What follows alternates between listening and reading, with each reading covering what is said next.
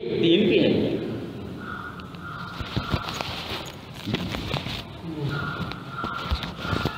एक स्थान पर बहुत पहले दीक्षा के पहला दूसरा वर्ष होगा, प्रवचन हो रहे थे।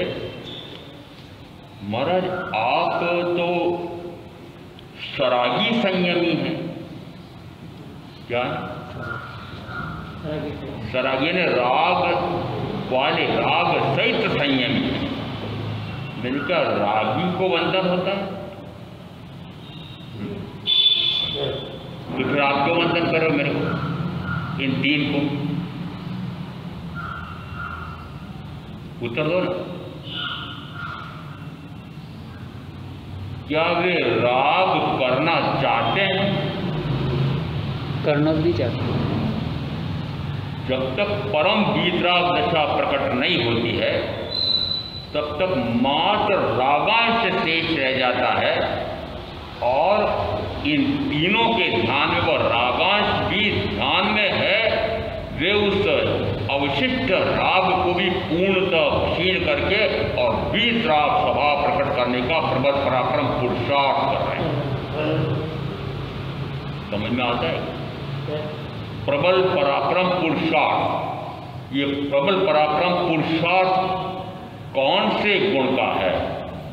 तो कहा उत्थान, कर्म, बल, वीर्य और पुरुषाकार पराक्रम, ये वीर्य गुण के 5 भेद हैं और पांचों अमूर्त हैं। अमूर्त इसका अर्थ है कि जैसे ज्ञान, दर्शन, सुख ये मेरे स्वयं के गुण हैं, उसी प्रकार से वीर्य गुण भी मेरा स्वयं का गुण है।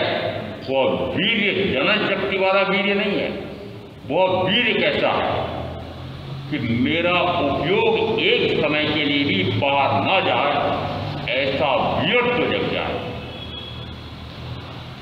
वीर जीने चरणे लाभों, वीर पणोते मांगूते, वीर पणोते आत्म ठाणे जानियो तुमकी वाणी रे। हे महावीर, हे परमवीर, आपने ऐसा वो परम वीर वीरत्व प्रकट कर लिया है।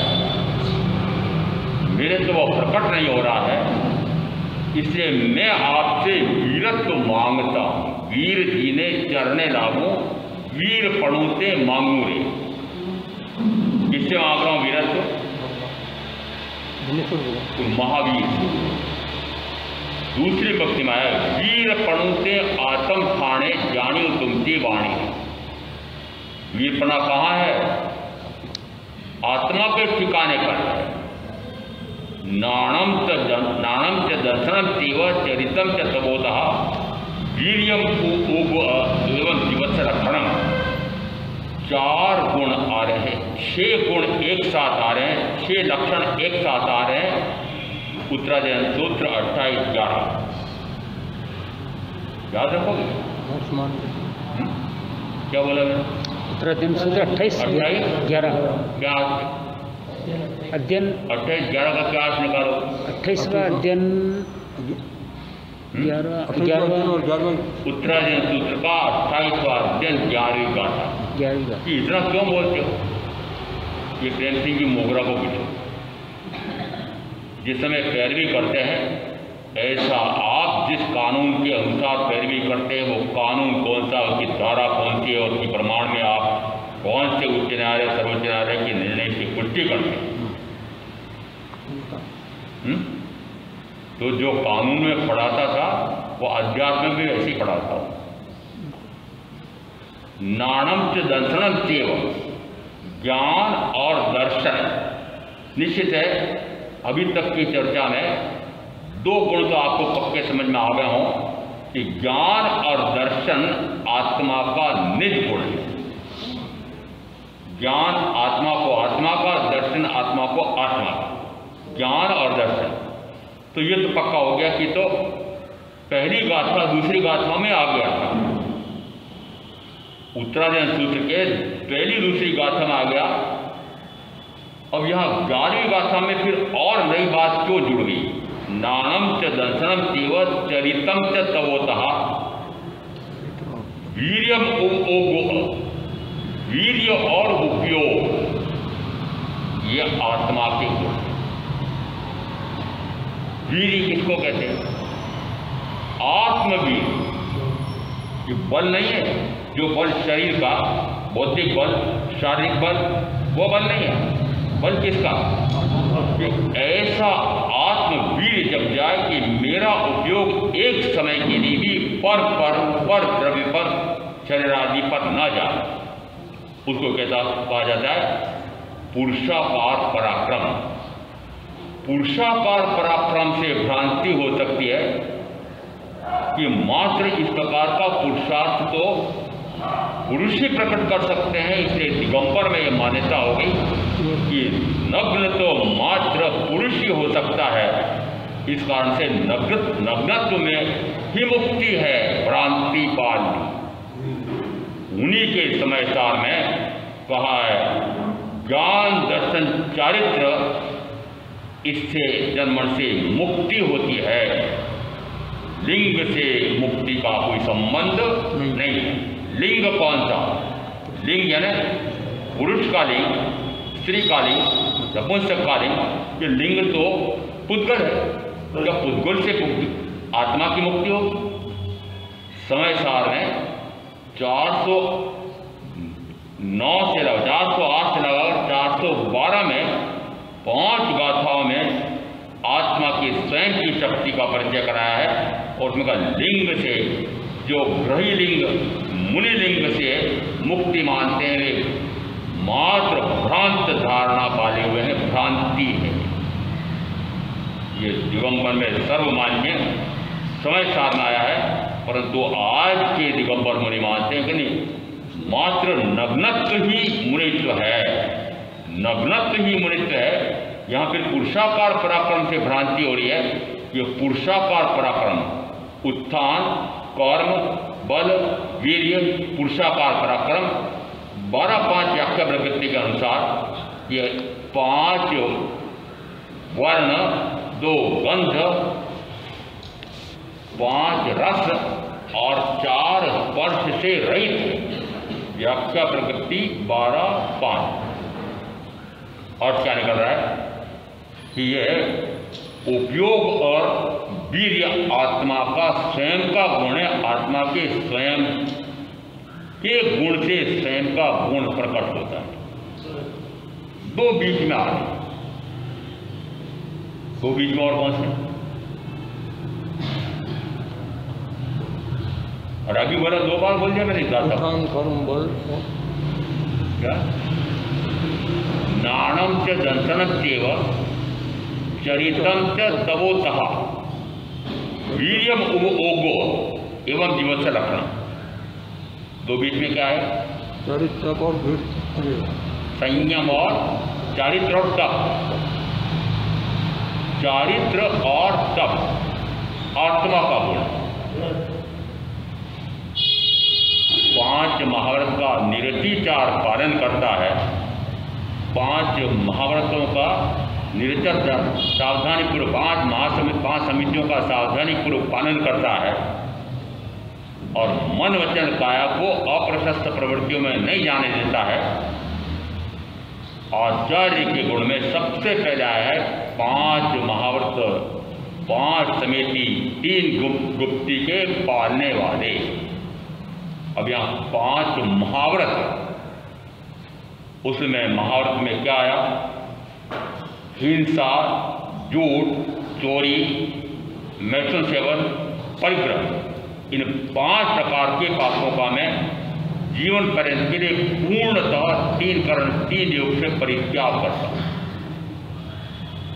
और इन महाव्रतों की सुरक्षा के लिए मैं फिर 5 समितियों का सावधानी पूर्वक पालन करता हूँ। समितियाँ कौन सी? इंद्रिय गमनागमन करूँ तब, भाषा बोलूँ तब, ऐसा आहार ग्रहण करूँ तब, इंद्रिया भाषा ऐसा आदान निक्षेप वस्त्र पात्रादि उठाऊँ रखूँ तब, और फिर शरीर के उच्छिष्ट का परिस्थापन करूँ तब, इतनी सावधानी रखूँ कि किसी भी जीव की हिंसा विराधना न हो जाए कहीं असत्य मिश्र वचन ना निकल जाए, कहीं अदत्य ना ग्रहण कर लो, कहीं मैथुन सेवन का लेश मात्र भी भाव ना आ जाए, कहीं परिग्रह का, उस परिग्रह में ममत्व का लेश मात्र भी भाव ना आ जाए। इसका अर्थ है कि 5 समितियों का पालन, इन 5 महाव्रतों के निर्तिचार पालन के लिए, और फिर जितना विकार का भाव होता है, चाहे शुभ भाव चाहे अशुभ भाव, उन विकार के भावों को करने के लिए मेरे पास वर्तमान में 3 साधन हैं। अभी कहा था, वीर जी ने चढ़ने लागू, वीर पणुते मांगू रे, वीर पणुते आत्म ठाणे जानी ट्युंती वाणी रे। अंतिम 2 पंक्ति में आया है, आलंबन साधन जे त्यागे पर परिणति ने भांगे रे, अक्षय दर्शन ज्ञान वैरागे आनंद गण प्रभु जागे। अंतिम पंक्तियां हैं तीर्थंकर महावीर की स्तुति में आनंद घन जी के स्तवन। आलंबन साधन जे त्यागे, आलंबन मेरे साथ कौन से 3, मन का आलंबन, वचन का आलंबन, काया या 5 इंद्रियों का आलंबन। आलंबन साधन, साधन कौन से बाहर में, व्यक्ति या वस्तु या स्थिति। आलंबन साधन जे त्यागे पर परिणति ने भांगे, पर में जो परिणति हो रही थी वो टूट जाती। पर यानी आत्मा को छोड़कर शेष सारे पर है। तो पर में जो परिणमन हो रहा है, पर को अपना मान करके उसी में मग्न हो रहा है, उसको कहते हैं पर परिणति। तो आलंबन 3, साधन व्यक्ति वस्तु स्थिति, इन 3 आलंबन और 3 साधन, आलंबन साधन जे त्यागे पर परिणति ने भांगे, तो पर परिणति टूट जाती है। आलंबन साधन जे त्यागे पर परिणति ने भांगे रे, अक्षय दर्शन ज्ञान वैराग्य। अक्षय के आगे 3 शब्द आ रहे, अक्षय दर्शन ज्ञान वैराग्य। क्या अर्थ है? फिर शब्दों का अर्थ तो कर दो, हेमसेन जी अर्थ तो बता दो। अक्षय, जिसका कभी भी क्षय नहीं होने वाला। अक्षय कौन सा, किसका? ज्ञान। अक्षय दर्शन, दर्शन है आत्मा को, आत्मा का दर्शन। अक्षय दर्शन ज्ञान वैराग्य, वैराग्य ने अनंत चारित्र। वैराग्य ने क्या? परम बीतरा, अनंत चारित्र। 5 महाव्रत रूप चारित्र तो हो, स्वरूपाचरण चारित्र हो ना हो। समझ में आ रहा है? ज्ञान, दर्शन, चारित्र, ये 3 मुख्यतः मोक्ष के मार्ग हैं, ऐसा सर्वत्र आगम में आया है। क्या ज्ञान कौन सा? आचारांग आदि का ज्ञान तो हो, परंतु आत्मज्ञान हो ना हो। निश्चित मानना कि आचारांग आदि का ज्ञान आत्मज्ञान को प्रकट करने में सहायभूत है, पर आचारांग आदि का तो ज्ञान खूब कर रहे, आत्मज्ञान हो ना हो। अब जो आचारांगी शास्त्रों को रट रहे हैं, घोट रहे हैं, एक नमूना देता हूँ आपकी तरफ से। शेर सिंह जी, इनके पास एक बड़ा मोटा ग्रंथ है, उसमें बड़े बड़े अक्षरों में छपे हुए कई शास्त्रों के मुख्य मुख्य गाथाएं आई हुई है प्राकृत। रोज घोट रहे हो? अरे हाना तो बोला, आपके प्रमाण से भी सबको बात के नहीं। रोज घोट रहे हो, अर्थ जानते हो, रस जानते हो, उसका मर्म जानते हो, गूढ़ार्थ जानते हो, गीतार्थ जानते हो, उसमें जो सर्व प्रकार के भावाभिगम है उन भावों को जानते हो? कुछ नहीं जानते। यदि जैसे शेर सिंह जी ने इनको रटा खोटा है, यदि एक तोते को रटा दो तो, यदि टेप को रटा दो तो ज्ञानी हो जाएगा। टेक पर हटा दो तो जो जो नवकार मंत्र का जाप करते हैं, जो जो भक्तमर के पाठ का जाप करते हैं, और आप न जाने क्यों जीवान को थकाते हो। ऐसा करो, उस टेप को ये भक्तमर का पूरा पाठ बोल दो सामने, फिर वो 24 घंटे बोलता रहेगा, फिर वो 24 घंटे नवकार मंत्र का जाप करता रहेगा। वो टेप जन्मण से मुक्त हो जाएगा, मोक्ष हो जाएगा। क्यों? क्या कहा उसको? आचरणादि का ज्ञान तो हो, परंतु आत्मज्ञान हो ना हो। जैसे वो टेप बोलता जा रहा है, आपकी जबान भी जड़, वो टेप भी जड़, तो जड़ इस जड़ गाथा का, शब्द रूप गाथा का मात्र रटन कर रहा है। क्या उस रटन से मुक्ति हो जाएगी? नहीं। आप तो यही कर रहे, आपके समझदारी कर रहे, साधु साधु भी ये करा रहे, आप भी यही कर रहे हो। आपने उसी में निर्जरा मान रखी। क्या निर्जरा इतनी आसान है? क्या तोते जैसे बोलते जाओ उन गाथाओं का, उन गाथाओं का अर्थ जानते नहीं।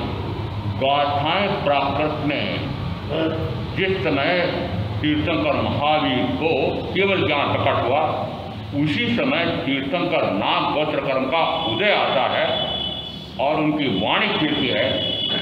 वाणी किस भाषा में तीर्थंकर परमात्मा ने प्रवचन फरमाए थे? तो आगम प्रमाण से कह रहा हूँ, और दिमागजी में तीर्थंकर महावीर प्रवचन फरमाते। और दिमागजी का अर्थ क्या? मगध देश, मगध गणराज्य उस समय भी विस्तीर्ण गणराज्य था। उस मगध देश में जो भाषा बोली जाती थी और आसपास के गणराज्यों में जो भाषा बोली जाती थी, उन शब्दों को मिला करके अर्धमागधी बनती थी। उस अर्धमागधी में उन्होंने प्रवचन फरमाए। जन भाषा, किसमें? जन भाषा। अभी मेरे पास एक जय जिनवाणी ग्रंथ आया है, कॉन्फ्रेंस ने छपाया है। उसमें या तो प्राकृत के या संस्कृत के या अबुल पहले जैसे न जाने कब 100, 150, 200 वर्ष जिस भाषा में बोला जाता था, उस समय आचार्यों ने, मुनिवरों ने जो स्तवन बनाए थे, उनका संग्रह करके और इतना मोटा ग्रंथ बना दिया। अखिल भारतीय वो श्वेतांबर सानकवासी महासभा दिल्ली ने बनाया। मैंने कहा क्या सार निकला, क्या हुआ? वर्तमान में मैं तो शुद्ध हिंदी का जानने वाला, और मेरे बाद आपकी पीढ़ी में गिन लेना उसको हिंदी भी नहीं आती है।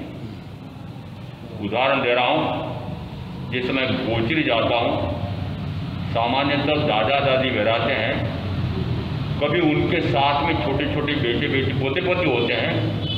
अब पोते को पोती को कहते हैं मच्छरण नंबर और मच्छरण बंदावी, और तो अभ्यास ही नहीं उसको। उसी समय उसकी माँ आती है, touch head, touch touch touch head. क्या बोलती माँ? टच हेड यानी चरण स्पर्श कर, किससे? इतने माथे।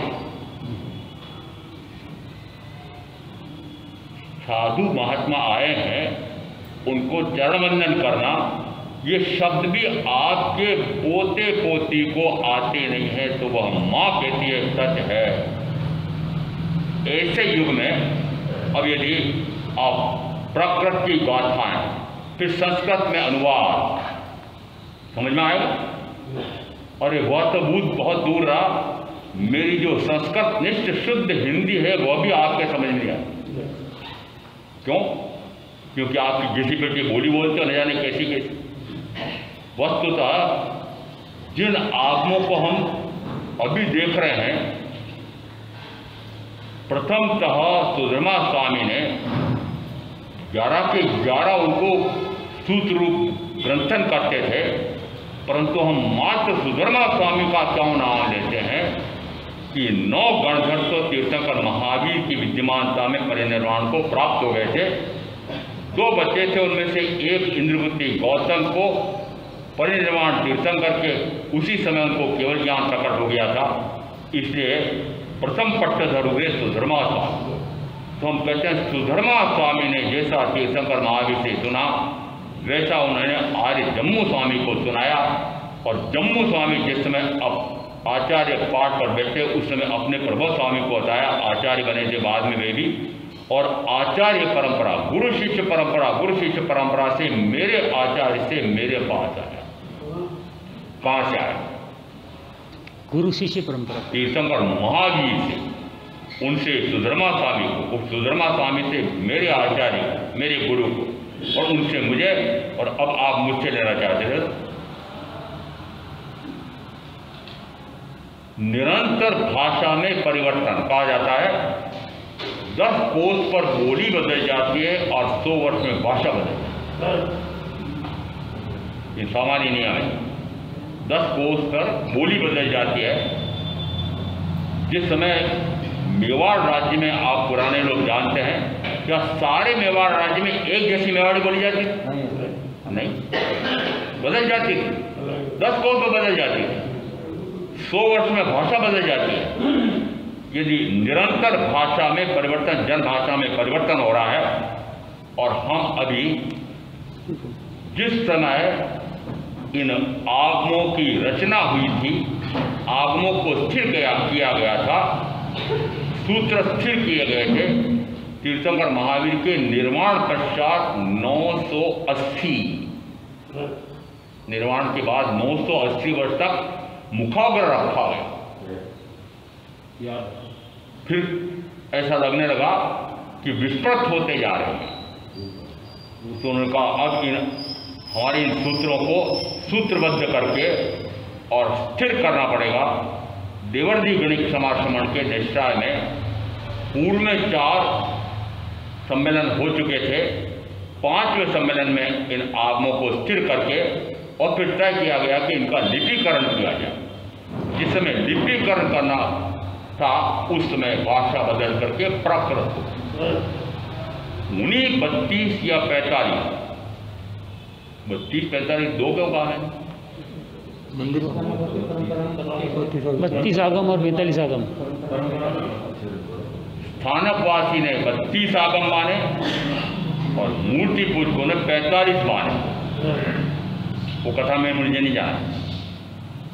इन 45 आगमों को जिस समय लिपिबद्ध किया गया था उस समय प्रचलित भाषा प्राकृत थी। जिस समय बाद के आचार्यों ने, बाद के विशिष्ट तत्ववेत्ताओं ने देखा कि अब इनको संस्कृत में करना चाहिए क्योंकि प्रचलन में अब संस्कृत आ गई। तो जितने आगम थे, 1 नहीं, 2 नहीं, 3 नहीं, 4 नहीं, प्रकार से कई टीकाएं, वृत्तियां और भाष्य लिखे गए संस्कृत का युग। भारतेंदु हरिश्चंद्र के समय खड़ी बोली आ गई तो खड़ी बोली में लिखे गए। वर्तमान में शुद्ध संस्कृत निष्ठ हिंदी आ गई तो अब सारे आगमों की व्याख्याएं शुद्ध हिंदी में। तो किसमें बोलूंगा? अब किसमें बोलूंगा? ये जो मैं प्राकृत की कुछ गाथाएं बोल देता हूं, सूत्र बोल देता हूं, ये तो मात्र रोब जमाने के लिए, समझे? रोब जमाना। बोले महाराज को आगमों का ज्ञान, का ज्ञान, प्राकृत की गाथा याद है इनको, बहुत पढ़ते हैं। और मात्र प्रभाव जमाने को बोलता हूं। वस्तुतः ये प्रमाणित करने के लिए बोलता हूं कि जो मैं बोल रहा हूं आपको लगना चाहिए कि एक आगम से निकले हुए उन सूत्रों और उन गाथाओं का विवेचन कर रहे हैं और मानिक लगता है। इसलिए इनका सहारा लेता हूं। वीर्यम उपयोग निश्चित है कि वीर्य और उपयोग आत्मा के गुण है। ज्ञान और दर्शन ये आत्मा के गुण है, ये बात तो समझ में आओ। बीकारा चरितम च तवोतः कि चारित्र और तब भी आत्मा का गुण है। 5 महाव्रत रूप चारित्र क्या आत्मा का गुण है? आत्मा का गुण तो आत्मा अनादि अनंत है, तो आत्मा का ज्ञान गुण भी अनादि अनंत होना चाहिए। इसका अर्थ है कि आत्मा में रमणता भी अनादि से है, वर्तमान भी में होना चाहिए। 5 महाव्रत रूप चारित्र तो आविष्कार विदित हो जाता है तो समाप्त हो जाता है। तो फिर चारित्र का अर्थ क्या लेना चाहिए? आत्मा का गुण आ रहा है, ये 6 लक्षण आत्मा के लक्षण है, उसमें चारित्र आत्मा का लक्षण है। तो कौन सा चारित्र है? कौन आगे आगे बैठते हो? आत्मरमणता, आत्मरमणता, स्वरूप रमणता रूप चारित्र। और 5 भेद दिए हुए हैं चारित्र के, और अंतिम चारित्र है यथाख्यात चारित्र। यथाख्यात है ना, आत्मा की जैसी ख्याति है वह ख्याति प्रकट हो जाए, वो 5वां चारित्र है। 5 चारित्र कौन से हैं? सबसे पहले कहा वर्तमान में जो सामयिक चारित्र मैंने ग्रहण किया है, जिस समय दीक्षा होती है, 2 प्रकार की दीक्षा होती है, एक को दीक्षा कहते हैं, को बड़ी दीक्षा कहते हैं। वो दीक्षा में क्या किया जाता है? सर्व प्रकार की सावध्यों की क्रिया का 3 योग से जीवन पर इसके लिए मैं त्याग करता। सावध्योग यानी क्या? पापकारी प्रवृत्ति से पूर्णतः परे होता। पापकारी यानी कौन? हिंसा से लगाकर मिथ्या दर्शन चल देते कि पाप की क्रियाओं से मैं पूर्णतः निवृत्त होता हूं, ऐसा जिस समय दीक्षा लेता है उस समय निश्चय करता है। फिर निरंतर इन 18 प्रकार के पापों में मन वचन काया की प्रवृत्ति न हो, ऐसा वर्षक पुरुषार्थ करता है। इसका अर्थ है कि बाह्य में यह चारित्र 5 महाव्रत रूप चारित्र, यह तो द्रव्य चारित्र है। ये जो चारित्र आत्मा का लक्षण का, वो कौन सा चारित्र है? कि वो भाव चारित्र है। यथाख्यात चारित्र प्रकट हो जाए वह चारित्र। तो 5 महाव्रत रूप चारित्र तो हो, और आत्म चारित्र, स्वरूपाचरण चारित्र, यथाख्यात चारित्र हो न हो। 5 महाव्रत रूप चारित्र उस यथाख्यात चारित्र को प्रकट करने में निमित्त भूत हो सकता है, परंतु निमित्त तो हो, परंतु फल हो उसका ना हो। निमित्त तो विद्यमान है, परंतु फल परिणति हो न हो। 5 महाव्रत रूप चारित्रता का जो पालन करता है, 1-2 व्याख्या प्रकृति सूत्र आया है। भगवान असंयत भव्य द्रव्य देव किसे कहते हैं? असंयत भव्य द्रव्य देव वर्तमान में ये देव गति में है ऐसा मानो। तो ये इस प्रकार के देव हैं, ये उनके आगे लगा असंयत भव्य द्रव्य देव। असंयत तो संयत तो थे, फिर असंयत क्यों माना गया? यदि आत्मा को आत्मा का ज्ञान न हुआ हो, आत्मा को आत्मा का दर्शन न हुआ हो, मिथ्यात्व न गला हो, सम्यक का प्रकाश न हुआ हो, परंतु देखा देखी संयम ग्रहण कर लेता है। देखा देखी कैसे? जैसे ही दीक्षा लेते हैं, दीक्षा लेते से पाठ पर बिठाते से ही और जयकारे होते हैं अमुक मुनि को धन्य हो धन्य हो, और सारे के सारे वंदना करते हैं, आहार देते हैं, वस्त्र देते हैं, सारी सुख सुविधा दे रहे हैं। इसका अर्थ है कि देखा देखी संयम ले ले, मात्र द्रव्य संयम ले ले, तब भी आपने उनको मान्यता दी है कि मेरे संयमी साधु या साध्वी हैं। क्यों? क्योंकि 5 महाव्रतों का पालन करते हैं, 5 समितियों का पालन करते हैं, साधुआचार का पालन करते हैं, परंतु अंदर में आत्मज्ञान ना हुआ हो, आत्मदर्शन ना हुआ हो, सम्यक का प्रकाश न हुआ हो, तो उसको नाम दिया असंयत भव्य द्रव्य। वो जो इस प्रकार का द्रव्य चारित्र पालता है, उस द्रव्य चारित्र से वह अशुभ से शुभ में आकर के और पुण्य का उपार्जन करता है, देव गति में जाता है, परंतु अज्ञान आदर्शन मिथ्या तो शेष रह जाता है। इसे चारों गतियों में फिर भटकता है। महत्ता किसकी आई? महत्ता किसकी? कैसा चारित्र आना चाहिए? वो चारित्र कैसा है? कैसे आएगा? कि पहले आत्मा को आत्मा का ज्ञान हो, आत्मा को आत्मा का दर्शन हो, फिर स्वरूपाचारण चारित्र प्रकट होता हो, ज्ञाता दृष्टा दुर्गुणता, ज्ञाता दृष्टा दुर्गुणता, ये तीनों की एकता होती है, उसमें कहा जाता है मोक्ष का मार्ग है और उसका फल है मोक्ष। आप सबको मोक्ष चाहिए, अरे सारे भाई बहनों से मोक्ष चाहिए ना। मोक्ष कैसे होगा? मोक्ष के मार्ग पर आरूढ़ होने से होगा। मोक्ष के मार्ग पर आरूढ़ होने के लिए करोगे क्या? द्रव्य चारित्र लेकर के भाव चारित्र प्रकट करोगे, और भाव चारित्र का होता है अपने आप को अपने ज्ञान गुण से जानना, अपने आप को अपने दर्शन गुण से देखना, अपने आप को अपने आप का मानना, अपने आप में ही निरंतर रमण करना, उसको कहा भाव चारित्र। इसका अर्थ है द्रव्य चारित्र से भाव चारित्र प्रकट हो सकता है। द्रव्य चारित्र तो हो, भाव चारित्र हो न हो।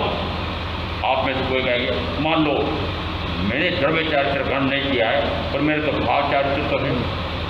भाव चारित्र यदि आ गया हो तो निश्चित माना कि द्रव्य चारित्र भी आएगा। भाव में आपने पक्का कर लिया है कि नहीं, मुझे अब मात्र आत्मज्ञान, आत्मदर्शन, आत्मा में रमणता करने की निश्चित साधना करनी है। तो क्या घर परिवार में बैठा रहेगा, गौमाता के निमित्त में बैठा रहेगा, हिंसा से लगा मिथ्या दर्शन की पापों की प्रवृत्ति वाले स्थान पर बैठा रहेगा, बैठी रहेगी? नहीं। आप जो वहाँ बैठे हुए हैं, निश्चित मानना कि आपको अब ये भाव नहीं जगा है कि मैं भी मुक्ति की मार्ग के ऊपर आरूढ़ जाऊं, और मुक्ति का मार्ग है अपने आप को जानना ज्ञान, अपने आप को देखना दर्शन, अपने आप में रमण करना चारित्र। नाणम च दर्शनम सेव चरित्रम च स्वभावतः एस मुक्ति पन्नत्व जिन्हें वर्धनसेन। दूसरी गाथा में आया उत्तरायण के 28वें अध्याय, ज्ञान और दर्शन, चारित्र और तप, इन चारों कारणों से मिल करके मोक्ष का मार्ग, चारों कारणों से मिलकर प्राप्त होता है। चारों कारण एक साथ होनी चाहिए, चारों कारणों में एक जैसी श्रेणी तत्समता होनी चाहिए, और चारों प्रकार के कारणों में अंतर विरोध नहीं चाहिए, चारों एक समान चाहिए।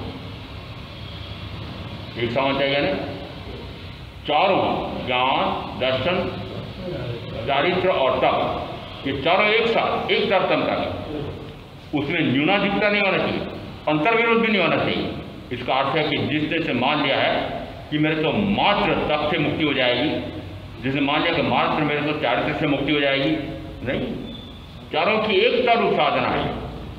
और इस अपेक्षा से अब गिनना है कि ये जो हमारे शेष 3 पदवीधारी हैं, उनमें से एक आचार्य भगवंत है। आचार्य भगवंत 5 महाव्रतों, 5 समितियों, 3 गुप्ती के पालने वाले, सर्व प्रकार के इंद्रिय विषयों पर विजय प्राप्त करने वाले जितेंद्रिय, सर्व प्रकार के कषायों पर विजय प्राप्त करने वाले अकषाई, 5 महाव्रत, 5 समिति, 3 गुप्ती के पालने वाले, कषायों पर विजय प्राप्त करने वाले, इंद्रिय विषयों पर विजय प्राप्त करने वाले, ऐसे करते हुए फिर उनके आगे कहा कि ये 5 महाव्रत, 5 समिति, 3 गुप्ती, जितेंद्रियता, कषाय पर विजय, और फिर ब्रह्मचर्य का पालन कैसे करते हैं कि 9 वाट से ब्रह्मचर्य का पालन करते हैं, और ज्ञानाचार, दर्शनाचार, चारित्राचार, तपाचार, वीर्याचार, ऐसे स्वयं इस प्रकार के पंचाचार के पालन करने वाले और पंचाचार का पालन करवाने वाले, ऐसे 36 गुणों के धारक, उसमें 9 वाट ब्रह्मचर्य की मिला लेना, ये ऐसे 36 गुणों के धारक आचार्य भगवंत होते हैं। इसका अर्थ है 9 वाट की कितनी महत्ता हुई है कि 36 गुणों में से 9 गुण तो ब्रह्मचर्य के वाड़े। वाड़े किसको कहते? अभी खेती का मौसम आया है, यदि किसान ने खूब अच्छा खेत जोता है, बढ़िया उसमें खाद डाला है, बीज भी अच्छे से अच्छे लगाए हैं, समय समय पर बरसात भी अच्छी होती रही है और फसल बहुत अच्छी हो, परंतु बाढ़ नहीं की हो तो चोर लुटेरे फसल लूट ले जाएंगे, पशु चर जाएंगे, इससे वह बाढ़ लगा।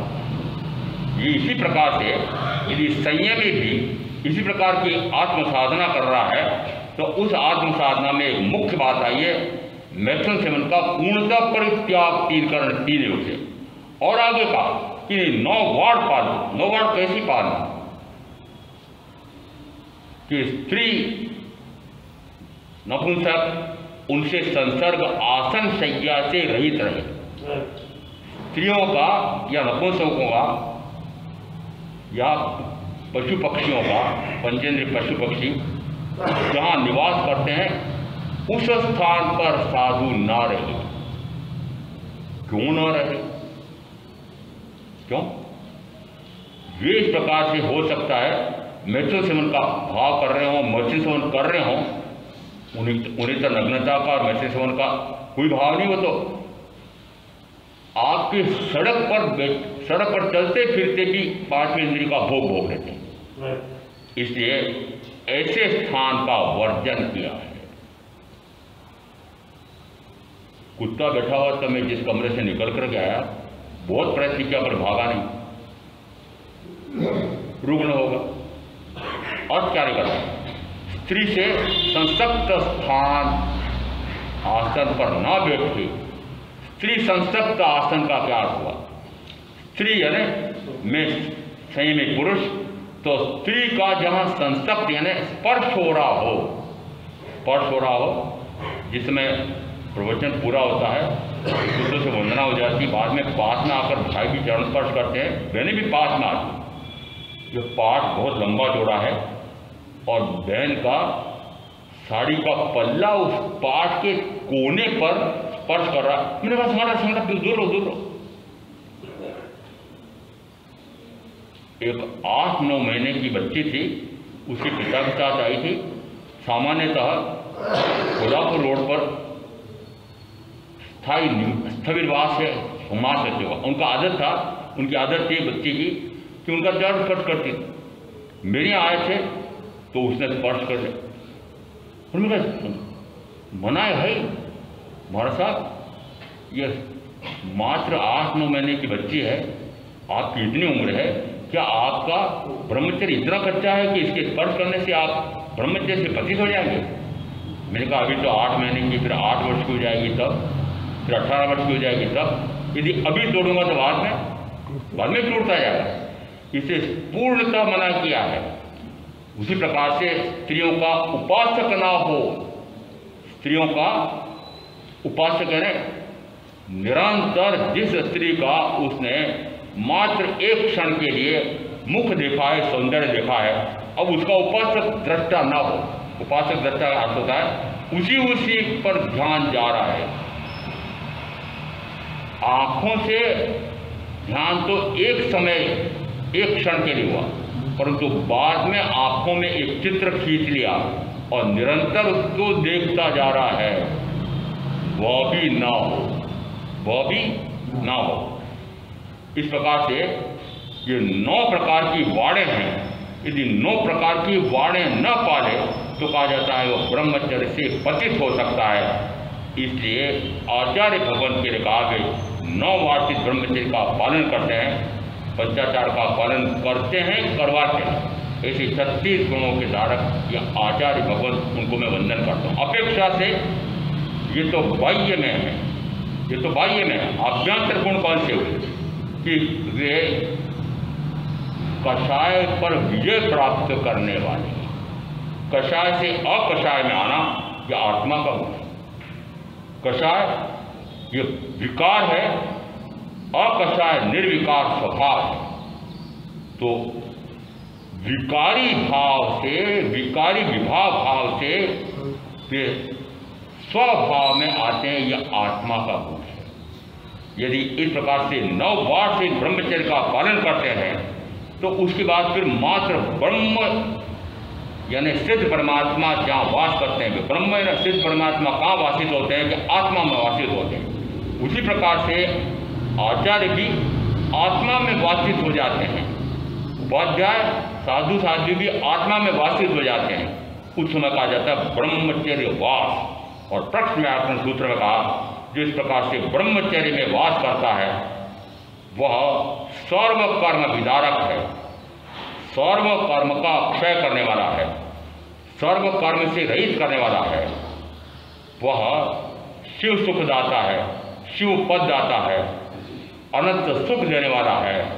और क्या निकल रहा है कि इस प्रकार के ब्रह्मचर्य से आगे बढ़कर के ब्रह्म यानी सिद्ध परमात्मा अपने आप में वासित होते हैं। ऐसा जिस समय आचार्य ये अपने आप में वासित होते हैं उस समय कहा जाता है वे जैसे सिद्ध हैं वैसा सिद्धत्व प्रकट करने का निरंतर पुरुषार्थ कर रहे हैं।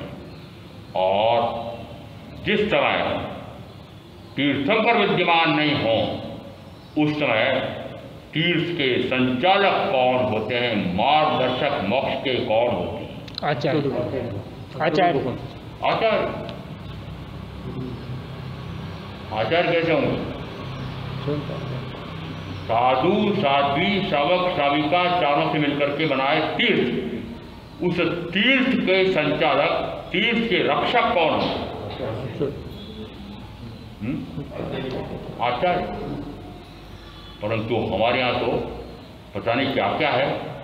एक शासन देव है, एक शासन देवी है, वो तीर्थ की रक्षा करती है। एक घंटाकड़ महादेव है, घंटाकड़ महादेव वो हमारे चतुर्वेद संघ तीर्थ की रक्षा करता है। और घंटाकड़ महादेव का मैंने चित्र देखा था, आप यहाँ से है नहीं, चित्र देखा था पुराने जमाने में। वो आदिवासी वीर एक इस प्रकार की लंगोटी पहनते थे, ऊपर एक जाबी पहनते थे और एक तीर और एक कमान वो हाथ में लेकर के जंगलों में शिकार के लिए घूमते रहते थे। ऐसे हमारे घंटाकड़ महादेव वो तीर्थ की रक्षा करने वाले हैं। वो देव उन सम्यक की ज्ञानी आचार्य उपाध्याय साधु साध्वी भगवंतों से भी ऊपर है नहीं? क्यों? शासन देव शासन देवी। और आप जिस समय 24 घंटे का जाप करते हो, जाप की पूर्णता के लिए सारे नाटक आपके मैंने देखे हुए, जाप की पूर्णता के लिए फिर पेड़े पता नहीं क्या क्या मंगाए जाते हैं, अगरबत्ती मंगाई जाती है और शासन देव शासन देवी की पूजा की जाती है। उसके बाद फिर आप जाप से निवृत्त होते हैं। ऐसा मैंने देखा है। आपके यहाँ क्या होता है मुझे पता है। जिस समय जाप होता है उस समय ये शुद्ध स्थानकवासी परंपरा के आप भाई बहनों को देखता हूँ कि वो जाप का पाटा जिस पर 9 पद बढ़िया छपे हुए होते हैं, कांच लगा हुआ होता है, सामने कुछ डिब्बियाँ होती खुली, उसमें लौंग रखे जाते थे और जैसे उस जाप के कमरे में पाठ पर जाते हैं, पाठ के सामने जाते हैं और वंदना करते हैं, धोख देते हैं। किसको धोख देते हैं? अरे किसको धोख देते हैं? पाठे पर। और नवकान के पाठे पर ही तो धोख दिया आपने। तीर्थंकर की मूर्ति को तो मैं धोख नहीं दूंगा और वो लकड़ी के पाटे कूदकर ऊपर को मैं माथा लगाऊंगा। ये चाणक्य की परंपरा, शुद्ध परंपरा। और शासन देव रक्षा करता है। पूछा शासन देव क्या सर्वार्थ सिद्धि का भी देव है तो चौथे गुण स्थान कौन? ये जो आचार्य भगवंत है ये चौथे गुण स्थान पर है। ये छठे सातवें गुण स्थान बढ़ती है। निरंतर अप्रमत्त अप्रमत्त अप्रमत्त। अप्रमत्त यानी मात्र आत्मा को ही जानना, आत्मा को ही देखना, आत्मा में रमना, ऐसा निरंतर आत्मभाव में रमण करना, उसको कहते हैं अप्रमत्त भाव। और अप्रमत्त भाव में यदि निरंतर 2 घड़ी तक स्थिर रह जाए तो वह 13वां गुण स्थान हो जाता है, केवल ज्ञान केवल दर्शन पकड़ हो जाता है। ऐसी अप्रमत्त साधना वर्तमान में कितनी हो सकती है कि 2 घड़ी से कुछ न्यून ऐसी साधना करने वाले आचार्य होते हैं। तो तीर्थंकर व्रत हुए वर्तमान अपेक्षा से, वर्तमान अपेक्षा कैसे हुए, आचार्य भगवंत कैसे हुए? परम सदगुरु और सदगुरु में भेद करना नहीं, क्योंकि जिस समय अब परम सदगुरु मेरे समक्ष नहीं है तो मेरे समक्ष जो है 3 है, ये सदगुरु की श्रेणी में है, तो मेरे तो अभी यही सदगुरु परम गुरु के पुत्र होते हैं, शिष्य हैं, उन्हीं के अनुसार साधना कर रहे हैं। और वही और यहाँ तत्व प्रकट करने के लिए, सिद्धत्व प्रकट करने के लिए निरंतर पुरुषाकार पराक्रम कर रहे हैं। इसलिए आचार्य भगवान के इतने गुणगान किए हैं। परंतु यदि 5 महाव्रतों का मात्र पालन कर रहा है, यदि 5 समितियों का सावधानी पूर्वक पालन कर रहा है, मन वचन काया को अप्रशस्त प्रवृत्तियों में नहीं जाने देता है, तो मात्र जड़ क्रिया है, मात्र जड़ क्रिया है। यदि जड़ क्रिया मानो तो मात्र थोड़ा सा अशुभ भाव से हट करके शुभ भाव में आकर के पुण्य का उपार्जन करते हैं। अप्रशस्त भाव और प्रशस्त भाव, शुभ भाव और अशुभ भाव, इनकी तरतमता होती है। अशुभ भाव में आपका अशुभ भाव प्राणातिभाव से लगाकर मित्र दृष्टि चल जाता है। अशुभ भाव में मंद से मंदतम हो जाए और शुभ या प्रशस्त भावों में अधिक से अधिकतम हो जाए, तब भी वह पुण्य है, तब भी वह पुण्य है। कौन सा काम है? प्राणातिपात से लगा के मिथ्या दृष्टि चलने में मंद से मंदतम, अशुभ मंद से मंदतम हो गया, और शुभ या प्रशस्त तीव्र से तीव्रतम, उत्कृष्ट से उत्कृष्टतम हो गया, तब भी अब क्रिया है, तब भी अभी क्रिया है। ये 5 महाव्रतों का पालन, 5 समितियों का पालन क्रिया है। प्रेम सिंह जी ने, मोगरा जी ने सारे सुन लेना। 5 महाव्रतों का मैं कितना ही कठोरता से पालन करूं, क्रिया। कौन सी क्रिया? प्रशस्त से प्रशस्ततम क्रिया। फल क्या होगा? देवगति, मुक्ति नहीं। यदि ऐसे प्रशस्त से प्रशस्तम 5 महाव्रतों का निरतिचार पालन, 5 समितियों का पालन, यह भी क्रिया है, तो आपकी 2 करण 3 योग से 48 मिनट की सामयिक क्या है? क्या चारित्रिक परिभाषा में है? सामायिक चारित्र, छेदोपसापना चारित्र, पर्याय शुद्ध चारित्र, सूक्ष्म सांपरा चारित्र और यथाक्षात चारित्र। यथाक्षात मैंने बता दिया, जैसी आत्मा की ख्याति है वो ख्याति प्रकट हो जाए। आत्मा कैसा है?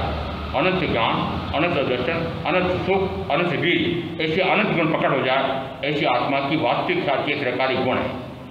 वे गुण प्रकट करने के लिए प्रारंभ कहाँ से करूँगा? कि सामायिक चारित्र। वो सामायिक चारित्र कौन सा है?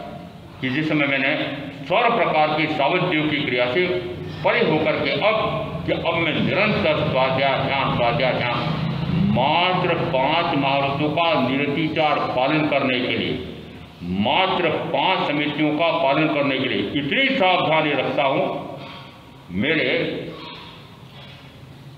ऐसा समिति में लेश मात्र भी दोष न लग जाए। इसलिए एक कौर, 1 घर, 2 घर, 3 घर, 5 घर, 10 घर, 15 घर, 20 घर, 25 घर, टुकड़ा टुकड़ा कैसे लाऊं? टुकड़ा कितना समय लगेगा? इधर से जाऊंगा फिर वो कॉलोनी नाकोड़ा कॉलोनी, तो मैं नाकोड़ा कॉलोनी कहाँ से आ गई? नाकोड़ा कौन है? नाकोड़ा कौन है? अभी मैंने देखा है, क्या भव्य मंदिर बना हुआ देखा मैंने, नाकोड़ा भैरव जी। और वो नाकोड़ा भैरव जी किसके है? वो मेहता जी का। मेहता जी के नाकोड़ा भैरव, मेहता जी के अरियंत तीर्थंकर परमात्मा, सिद्ध परमात्मा, साधु साधु भगवंत, आचार्य भगवंत, उपाध्याय भगवंत, ये इनके उपास, ये उपास इसके नहीं है। ये मेरे लिए आदर्श नहीं है। मेरे लिए आदर्श क्या है? मेरे सारे मेहता बोला, मैंने देखा इसे बोल रहा हूँ। मैं पता नहीं कितना ध्यान रखता हूँ बाहर की बातों को, क्यों मुझे प्रवचन का विषय मिल जाता। क्या कर रहे हो? हमारा एक गोरक्षा सम्मेलन हुआ था, कहाँ हुआ था? पार्श्वनाथ का बहुत विशिष्ट तीर्थ स्थान था, अब आपको याद आ जाएगा। वहाँ पर 2 प्रकार की मूर्तियाँ थी, 2 प्रकार के मंदिर थे।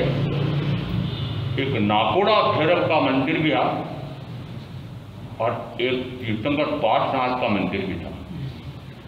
मैंने देखा कि तीर्थंकर पार्श्वनाथ के मंदिर के सामने तो भक्त 2-5 मिनट रुकता है, और वो जो सामने पेटा लगा रहता है कांच का, उसमें 50-100 रुपये का नोट डालता है। फिर नाकोड़ा भैरव जी के सामने आधा घंटे तक स्तुति करता है और 500-2000 के नोट डालता है, बंडल के बंडल डाल देता है। क्यों डाल देता? कि नाकोड़ा भैरव जी प्रसन्न हो जाएंगे तो मेरे धन बरस जाएगा। लोभी, लालची, लोग कसाई, क्या हो रहा है? आपकी साधना किस प्रकार की है? तीर्थंकर पार्श्वनाथ की मूर्ति के सामने तो मुझे खड़ा नहीं रहना इतनी देर। ये क्या देने वाले? ये क्या देने वाले है? क्या इनके पास? इनके पास धन वैभव है? अरे इनके पास धन वैभव है क्या? भगवान पार्श्वनाथ के पास धन वैभव है। वो धन वैभव कौन देंगे? नाकोड़ा भैरव जी देंगे। अरे यदि इतने बंडल के बंडल नोट उनकी पेटे के सामने हैं तो कुछ को सौदा किया हो। और अभी मैंने सुना, किसी ने मुझे सुनाया कि वो आपके यहाँ कौन सा मंदिर है पास है?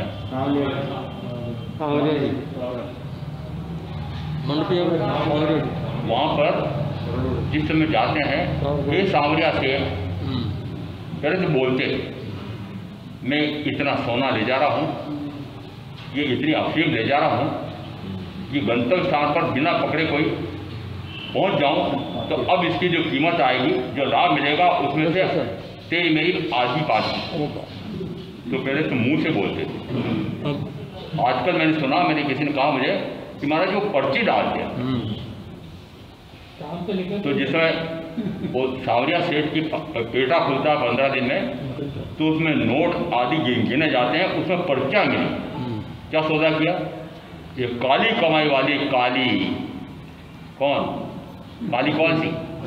अफीम। वो अफीम चुरा के सरकार को जितनी देनी है उसने से दे दी, और अधिक पैदा हुई है तो क्या करेगा? उसकी कीमत पता नहीं कितनी, 2 लाख 5 लाख 1 किलो की, उसकी पता नहीं कितनी होगी। यदि वो सुरक्षित पहुंच जाए, बिना पकड़े पहुंच जाऊं, तो उसमें जो लाभ होगा आदि है सांवरिया से तेरी। ऐसे आप जैनियों ने भी नाकोड़ा भैरव आदि आदि है। और एक कौन सी देवी है, भगवान पार्श्वनाथ की देवी कही जाती है, पद्मावती। मेरा ऋषभ विहार दिल्ली में चातुर्मास था, एक दीवार वहाँ पर दिगंबर मंदिर था। अब दृष्टि तो पड़ती है, जाते थे, एक ही दीवार थी, आवाज़ भी आती थी। दरवाजे पर प्रवेश करते से ही पद्मावती की मूर्ति इतनी साज सज्जा की हुई, अलंकारित, और वहाँ 25, 30, 40 प्रकार के भाई बहन बड़े स्तवन गा रहे हैं, उनकी स्तुति कर रहे हैं। किनकी स्तुति कर रहे हैं? पद्मावती। क्या तीर्थंकर पार्श्वनाथ से भी बड़ी है? मैंने देखा मूल नायक वहाँ पर पार्श्वनाथ थे। पार्श्वनाथ के उस मूर्ति के सामने जो 2-3 भाई बहन थे, उन्हें 30-40 भाई बहन थे, बड़े राग से गा रहे थे। अर्थ क्या, कारण क्या बताओ? वो पद्मावती देवी, जो मैं चाहूँगा वो मुझे दे देगी, निहाल कर देगी। हाँ, सारा धन पद्मावती देवी के पास है, कहाँ से लाती? और आप भिखारी, आप क्या? आप क्या भिखारी? अरे भिखारी हो गए। और एक भिखारी रहना चाहते हो, मैं कहता हूँ भिक्षु क्यों नहीं हो जाते? आपने ध्यान दिया न दिया, जिस समय मैं पात्रा ले जाता हूँ, जिस समय महामुनि महावीर आहार लेते हैं तो हाथ मारते हैं, मैं पात्रा मारता हूँ। जिस समय बहनें या भाई आहार गिराते हैं उनका हाथ ऊंचा होता है और मेरा हाथ, मेरा पात्रा नीचा होता है। मांग रहा हूँ, अरे मांग के खाया है। मांग के खाने वाले को मेवाड़ में क्या कहते हैं? ममता। उधर में नहीं कहता है? अरे बोलो रे, मैं खुद बोल रहा हूँ, ममता। ममता जिस समय मांगता है उसमें, आप जिस समय भोजन मांगते हैं उसमें, और मैं जिस समय भिक्षाचर्य करता हूँ उसमें बहुत अंतर है। ममता यदि दे दो तो पता नहीं कितने आशीर्वचन देता है, दूधो नहाओ पूतो फलो, जोड़ी तुम्हारी अमर रहे, लाखों का धन मिले। यदि आप दे दो तो इतने आशीर्वाद देता है, न दो तो गालियां देता है, न दो तो गालियां देता है। कौन? वो भिखारी। आप जिस समय घर में जाते हो थाली करो तो बड़े रोक से बोलते हो। क्यों बोलते हो? कमा के लाया हो, रोक से बोलते हो। मैं आता हूं उस समय कैसा बोलता हूं? यदि आपके भोजन में से थोड़ा भोजन मुझे दे सकते हो तो मेरे संयम निर्वाणार्थ आप मुझे थोड़ा सा आहार दे सकते हैं क्या? मांग रहा हूं। मांगने में न तो याचना है न घमंड है।